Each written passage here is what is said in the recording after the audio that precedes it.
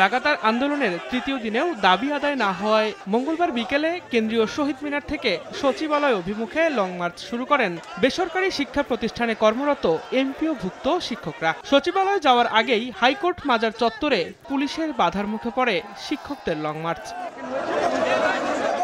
পরে সড়কে বসেই আন্দোলন চালিয়ে যান তারা। স্লোগানে স্লোগানে তাদের দাবি দাওয়া তুলে ধরেন শিক্ষকরা। ন্যূনতম বাড়ি ভাড়া 20% এবং 1500 টাকা বাড়ি ভাড়া দিতেই হবে, না দেওয়া পর্যন্ত শিক্ষকরা কিনতে ফিরবে না। সংশ্লিষ্ট সকলকে বলতে চাচ্ছি, আমাদের যৌক্তিক দাবি, আমাদের ন্যায্য দাবি অনতিবিলম্বে মেনে নেওয়া হোক।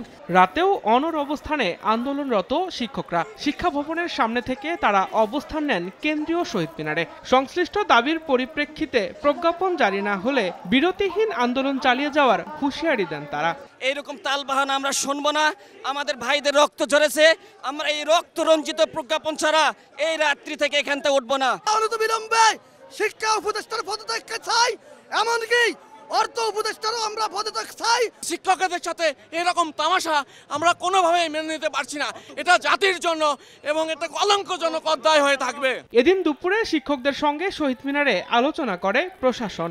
এ সময় তাদের আইন শৃঙ্খলার অবনতি না করে কর্মসূচি পালনের অনুরোধ জানায় পুলিশ। কর্মসূচি যেটা আছে এটা শান্তিপূর্ণভাবে ওনারা পালন করবেন এবং আমরা কোনো কিছু হলে পরস্পর কথা বলে পরস্পর সহযোগিতা নিয়ে আমরা কাজ করব। মূল বেতনের 20% বাড়ি ভাড়া, 1500 টাকা চিকিৎসা ভাতা এবং 75% উৎসব ভাতার দাবিতে রোববার থেকে দাবি নিয়ে রাজপথে নামেন শিক্ষকরা। শুরুতে প্রেস ক্লাবের সামনে অবস্থান করলেও পরে পুলিশি বাধায় সেদিন থেকেই কেন্দ্রীয় শহীদ মিনারে অবস্থান নেন তারা।